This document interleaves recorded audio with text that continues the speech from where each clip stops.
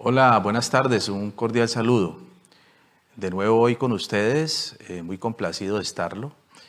Les recuerdo, este programa se va a adelantar con personas que desde el comienzo de esta jornada, de esta campaña, abrazaron causas distintas o no estaban convencidas suficientemente de llegar a este momento y decidir votar en favor de Gustavo Petro.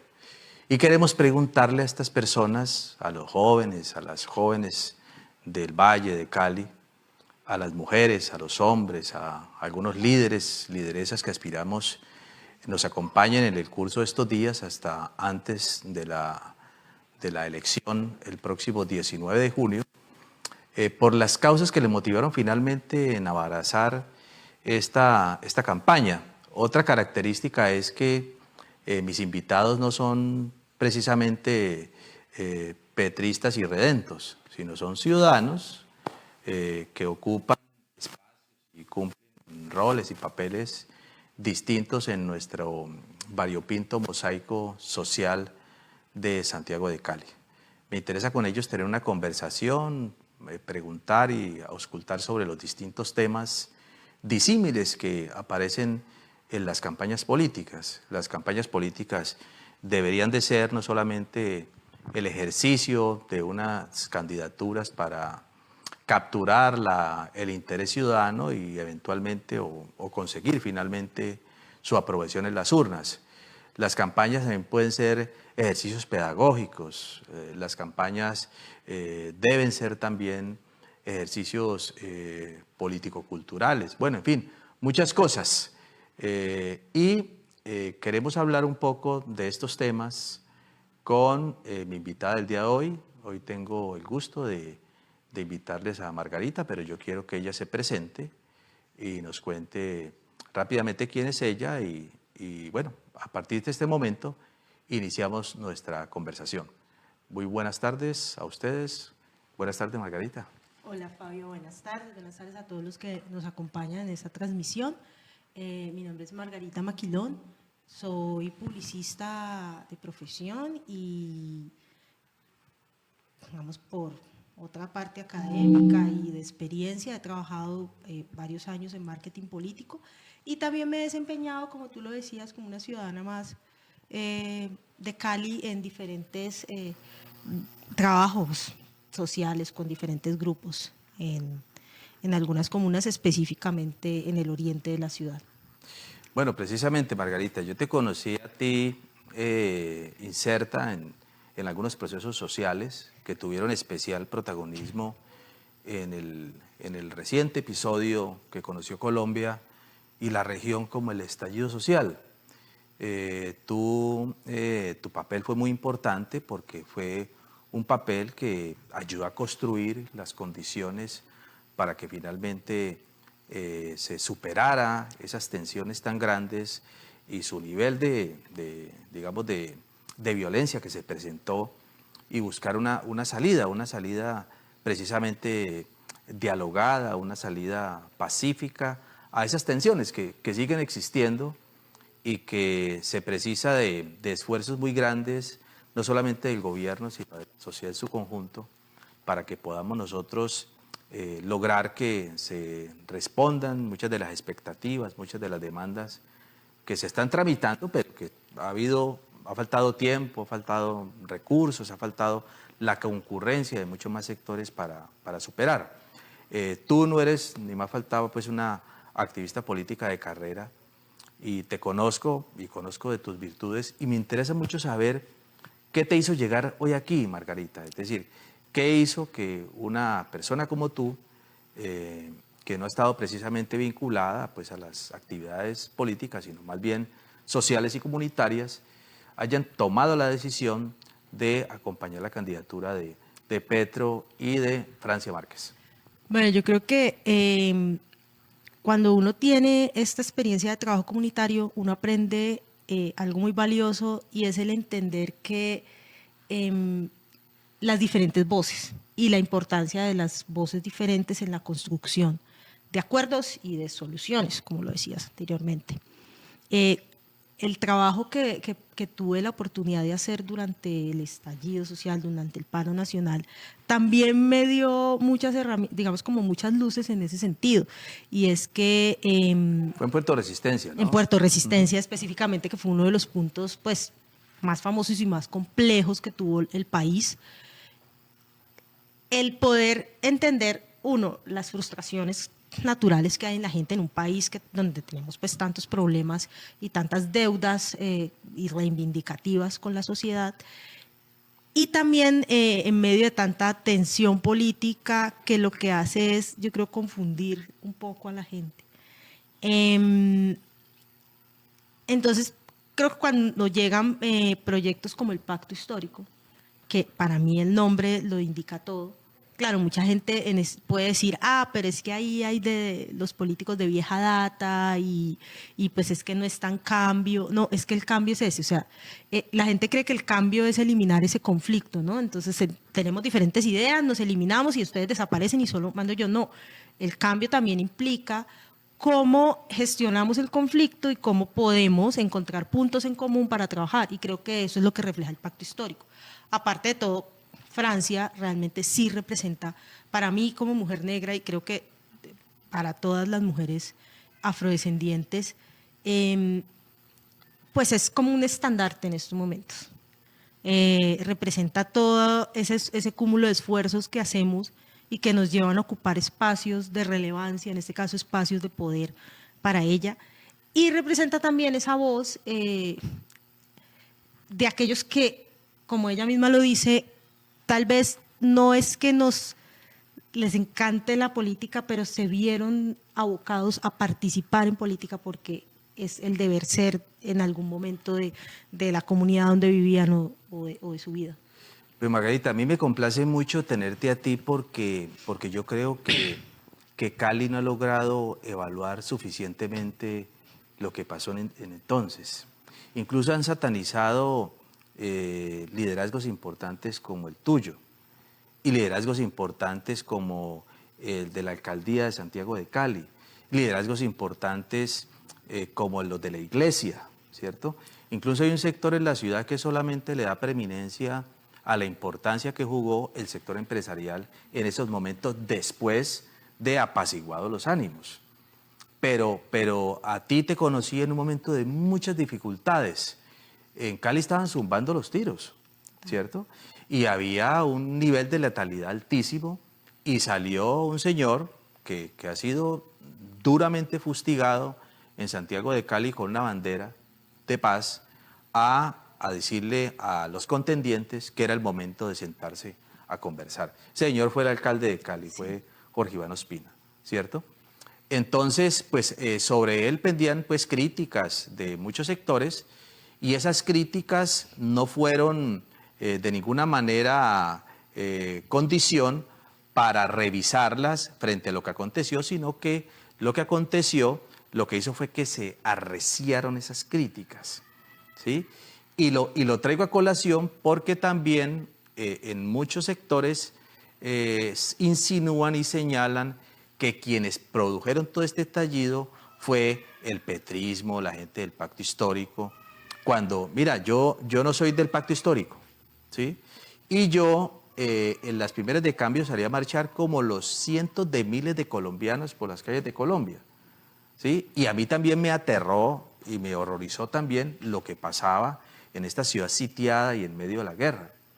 Y yo también cuando tuve la oportunidad de contribuir, le apostamos inmediatamente al levantamiento de los bloqueos. Creo que ahí, digamos que en esa apuesta y en el tiempo que se planteó y con los acentos que se hicieron, los muchachos se equivocaron. Pero por fortuna finalmente se presentó otra cosa. Colombia tiene una serie de acumulados y demandas que se expresaron en ese momento, demandas que aún existen. De ahí la importancia de pensar, digamos, en un gobierno reformista que pueda conversar con todos los sectores, ¿cierto? Y que pueda buscar salidas y conducir salidas desde el punto de vista institucional, sí, que ese es un tema importante. Este programa se llama Cambio Seguro. ¿Y a qué nos referimos con el cambio seguro? Colombia tiene que emprender un proceso de cambio, pero un proceso de cambio institucional, sin cerrar el Congreso de la República, sin cerrar las Cortes, sin desaparecer la JEP, que es la prédica de los sectores más retardatarios en Colombia, sin fusionar el Estado solamente en la figura del presidente. Aquí tiene que haber la separación de las ramas del poder público para que haya esos contrapoderes y haya un equilibrio institucional. Y por eso, precisamente, invito a Margarita, que vivió de cerca, como algunos, todo ese proceso, ¿sí? Si Colombia no transita hacia un cambio, si Colombia no emprende reformas sustantivas en la realidad política, social, cultural, económica del país, vamos a estar sujetos a enormes tensiones y a riesgos enormes.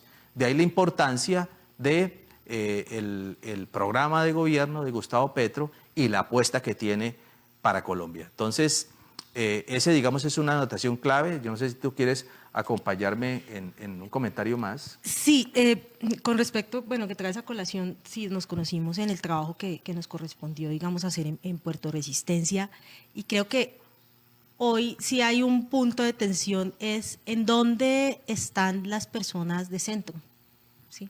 Ese pensamiento de centro es el que ayuda justamente, y fue el que nos ayudó cuando tuvimos que estar en Puerto Resistencia y cuando tuvimos que ver todas las tensiones que habían de un lado y de otro, ¿sí?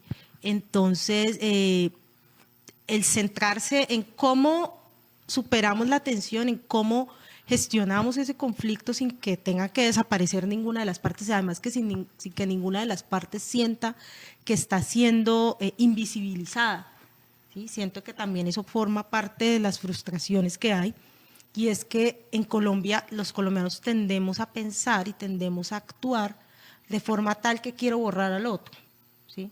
Entonces eso pasa también en nuestros gobiernos. Entonces, si el gobierno anterior hace algo bueno, pues yo llego nuevo, no lo borro, o sea, no hay nada que yo pueda retomar del otro. Y esa fue la experiencia que vivimos, tú lo sabes, tensiones con la policía, tensiones con la comunidad, tensiones dentro de los mismos jóvenes y actores, activistas de ese entorno, las tensiones con la misma alcaldía. También creo que sí hay unas críticas que están salidas pues como de lo que fue la realidad, y también ese desconocimiento, y siento que mucho de lo que pasa ahorita actualmente con la campaña del Pacto Histórico con Francia y Petro. Entonces hay un desconocimiento, el desconocimiento me lleva al miedo, y el miedo me lleva a incluso inventarme cosas y creer que lo que pienso y mis teorías son ciertas, y entonces en este medio de las redes sociales, pues cuando ven los mensajes corticos y las falsas noticias, las reproducen y todo también forma parte de ese miedo, y el miedo yo creo que se vence cuando uno entiende que hay que tener en cuenta todas las opiniones, que no solo las opiniones, sino también todas las formas de trabajo. Margarita, precisamente, y quiero rescatar un asunto muy importante que tú mencionas, y es esa mordaza a ese silencio que hemos condenado nosotros a nuestras comunidades, ¿sí? El Estado ha sido insuficiente, ha sido incapaz, ha sido indolente para ofrecer respuestas reales a las comunidades. Lo más fácil es criminalizar la protesta, lo más fácil es etiquetarlos a los jóvenes de vándalos, aun cuando hubo vandalismo. Sí, claro, absolutamente. Hubo cosas que, y como lo decías tú, o sea, hubo momentos en donde todos nos sentimos casi que sitiados en nuestros barrios, agredidos, de vulnerables absolutamente. Claro. Era muy difícil llegar al trabajo, era muy difícil comprar cualquier cosa, salir. Después de la pandemia, semejante apretón. Claro, y entonces cuando tú también revisas cuál es tu posición en la sociedad, y pues tú te das cuenta que no solo existe la tuya. Claro. ¿Sí? Cuando uno hace introspección, también se da cuenta que no solo uno el que está en esa situación, y que hay gente en diferentes situaciones, claro, aún peores. Uno creería que después de lo que nos pasó, lo de la pandemia, lo del estallido, íbamos a encontrar nosotros una sociedad más resiliente, más empática, una sociedad que pudiera ponerse en los zapatos del otro. No, incluso Camus, en el famoso libro de La peste, yo me lo leí en medio de la pandemia, Él decía algo así, que esta peste pues tenía cierto sentido democrático, y es que todos estábamos sujetos a la afectación. Lo que pasó en Colombia, no solamente frente a la crisis sanitaria, sino el estallido terminó afectándonos a todos. Y eso movilizó voluntades. Yo recuerdo que en esos días yo vi a un líder empresarial diciendo: nosotros no hemos escuchado suficientemente a las personas y nos toca actuar y nos toca responder frente a los que nos están demandando y de la manera como se está expresando. Es que se está expresando a gritos, a piedra, con violencia. Y esa manifestación, ese silencio acumulado, esos nadies de los que habla Francia Márquez, pues se expresaron en las elecciones pasadas. Exacto, ¿Sí? y otra cosa que podemos atar ahí es que, claro, esa invisibilización y los nadies que lo trae a colación Francia Márquez, también nos lleva a entender que las frustraciones pues se acumulan y nosotros teníamos como un volcán y nos estalló el volcán, pero ese volcán en medio de todo, a pesar de que la gente solo ve la destrucción, cuando uno ahonda un poco más en las consecuencias del estallido y del paro, se da cuenta que también tuvo unos cambios positivos. Obligó, por ejemplo, a ser mucho más ágiles. Tal vez en el tiempo nos demos cuenta con más exactitud, pero muchos trámites burocráticos y soluciones que se planteaban desde la alcaldía, por ejemplo, desde los establecimientos empiezan a pensar de otra forma. Seguramente muchos empresarios ahorita están pensando, se ven de otra forma esa responsabilidad social que antes solo les funcionaba para el ahorro de impuestos, etcétera. Claro. Entonces tal vez se lo está mirando de otra forma. Sí, muchos empresarios vincularon jóvenes bueno, pero yo quiero llevarte al siguiente punto, Margarita. Bueno, este proceso de inconformidad, esta olla a presión de la que tú mencionas, esa olla a presión terminó expresándose y terminó haciéndolo de manera grandilocuente, altisonante. Y terminaron en las pasadas elecciones reprobando el establecimiento. Exacto. Es decir, las pasadas elecciones derrotaron a todos los grupos políticos, a los clanes existentes en Colombia. Se dice que hay casi 50 clanes en Colombia, que son los que han gobernado, incluso 40 familias, hay un texto reciente, que son las que han gobernado al país desde los albores de la República. Pues bien, hoy está en Colombia, estamos frente a un cambio que se va a plantear y se va a concretar. Ahora, ese cambio viene con distintas motivaciones, ese cambio viene con distintos equipamientos. Son cambios distintos, ¿sí? Don Rodolfo, efectivamente, es el interlocutor de un sector de la sociedad también y que expresa esa inconformidad, pero definitivamente creo que ese sector, en estos días que lo está conociendo mejor porque están todas las luces puestas en él, se empiezan a percatar de algo y lo quiero decir aquí. No lo he dicho, lo expresé esta mañana en un Twitter que hice. Y es que después de conocer ciertos procesos, ciertas piezas procesales, ciertas pruebas monumentales que lo comprometen a él y a su hijo en un contrato de basuras en el norte del país, en Santander, en donde tenían la expectativa de conseguirse $1,5 millones de dólares de una coima, yo no puedo calificarlo sino de ser un corrupto y un politiquero. Y un politiquero además por conocer también el programa de Hogares Felices, que promete 20.000 soluciones de vivienda en Santander. De esas soluciones de vivienda no hubo una sola y con toda desparpajo señala que eso fue una estrategia electoral y que la idea era simplemente ganar la voluntad de las personas, así se significara pues el engaño más ramplón y más evidente. Eso no tiene otro nombre sino la corrupción y la politiquería. ¿Sí? Tú me contabas ahora, veníamos conversando y te lamentabas sobre la decadencia del nivel del debate. Me gustaría que lo compartiéramos aquí. Sí, algo que a mí me llamaba mucho la atención de Rodolfo Hernández es que él se dice que no es un político, pero tú empiezas a ser político en la medida en que llegas a un cargo público. Y yo creo que la gente tiene que salir de ese autoengaño de esos cargos públicos de elección popular. Siempre tienen acuerdos, es decir, cuando él dice que recibe todos los votos pero que no hace acuerdos, eso, ninguna estructura como las que son las estructuras uribistas se va a mover sin acuerdos, ellos no funcionan así. Eso digamos que es uno de los primeros autoengaños. Dos, sí, claro, él lleva el discurso a lo más simple y además es muy violento esa simpleza del discurso que él hace, porque es como que trata a sus posibles electores como si fuesen personas de bajo nivel intelectual, de baja capacidad de discernimiento. Yo te contaba, me vi en YouTube está el debate presidencial de 1982, donde estaba Álvaro Gómez y Galán.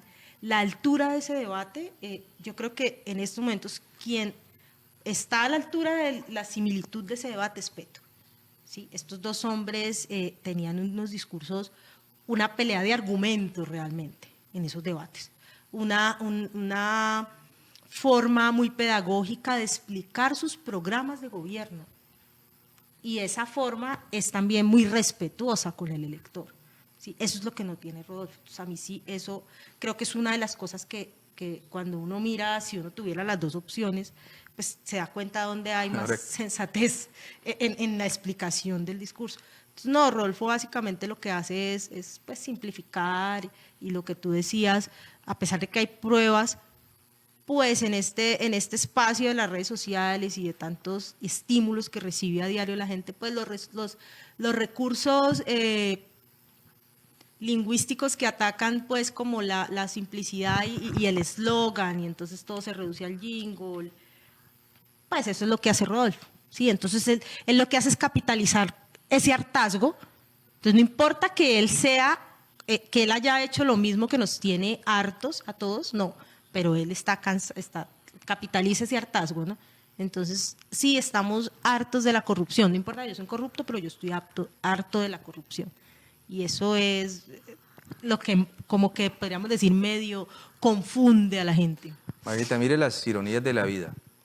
Tú haces una remembranza de ese histórico debate entre dos hombres de Estado y que además el país le reconoce su lucidez y su formación a ambos. Ambos tenían talla presidencial, no lo fueron. No lo fueron. Por distintas razones de la historia.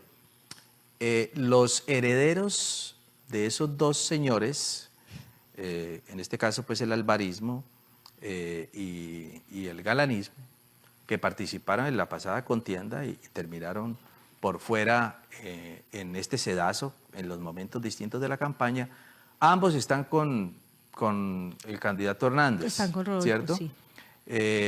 Un poco desdiciendo y desluciendo ese legado tan importante que tuvieron, pero digamos ese es un comentario ahí lateral. Yo quiero que tú nos cuentes, que me parece importante, muy importante tu opinión, por tu condición y por tu formación, es que hablando precisamente del nivel de la campaña, a donde se ha llegado, y los mensajes del candidato Rodolfo, refiriéndose a las mujeres de la manera tan despectiva como lo hace, de la manera tan increíble como lo hace, ¿cierto? Si ha habido una revolución importante en el mundo reciente, es precisamente la revolución de la mujer. Femenino, sí. ¿Sí? Y esa revolución nos ha cambiado toda la mentalidad, ¿sí? Uno a veces aún incurre en ligerezas, en machismos, en comportamientos indebidos que no se compadecen con la realidad hoy, con la dimensión de la mujer, con su aporte, con su importancia, pero eso es una cosa, ¿cierto?, a lo que estamos viendo con el Señor. Lo más inquietante, ¿cómo es posible que hayan mujeres seguidoras de una importante parlamentaria del Valle del Partido Verde, Catalina, creo, ¿cierto? Es una mujer inteligente y ha sido pues una defensora a ultranza de última hora, claro, porque ella estaba con Fajardo, como Fajardo pues que Sí. un ser humano que ha hecho política pública durante buena parte de sus vidas, defendiendo la educación, teniéndola como bandera y respaldando a un señor tan maleducado.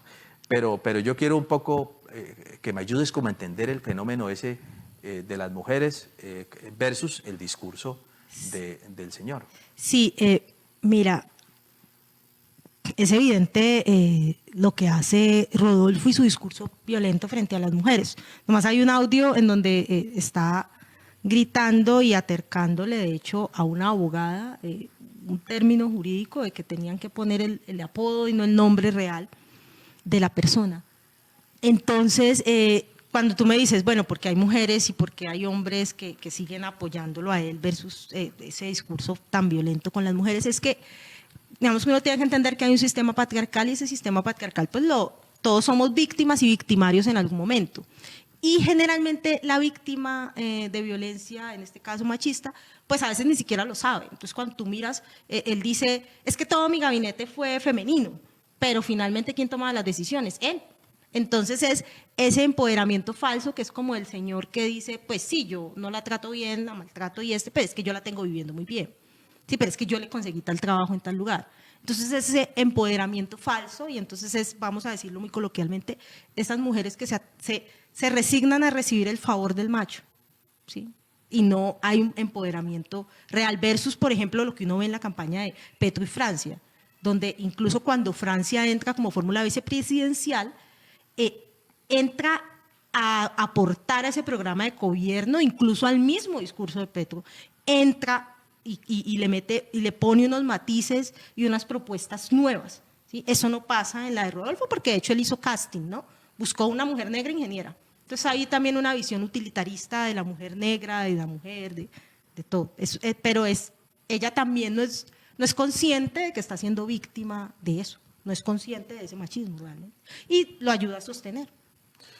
¿Tú qué piensas sobre unas mediciones recientes en donde se señala, para terminar, te tocó terminar porque se nos está acabando el tiempo, que en esta segunda vuelta final, pues hay un número de mujeres en Colombia que exceden incluso las mujeres que están respaldando a Gustavo y que podrían eventualmente acompañar al ingeniero? Digamos como mensaje final, digamos, para nuestra audiencia, que yo sé muchas de ellas son mujeres. Es complejo. Yo creo que parte de la discriminación y de este sistema, cuando uno ve los síntomas, pues un síntoma es que el abstencionismo es más marcado en mujeres que en hombres. Entonces, claro, la participación, el negarnos los espacios también hace que muchas mujeres les cueste trabajo entender. Entonces, tú todavía ves hogares en donde el hombre es el que habla de la política, sí, no, la mujer no.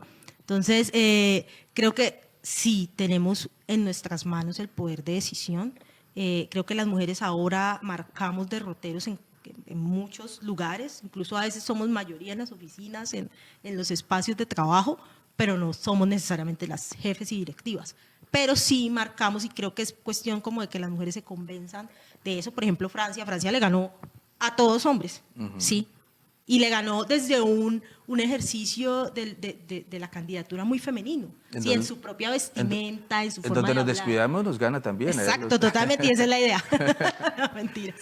Pero sí, es importante, realmente creo que las mujeres en la política antes de estas elecciones y después, los negros en la política antes de estas elecciones y después de estas elecciones. Margarita, fue un gusto haber conversado contigo esta tarde. Muchísimas gracias. Gracias por invitarme. Bueno, una feliz tarde a todos ustedes y mil gracias por acompañarnos. Nos vemos mañana a las 6 de la tarde.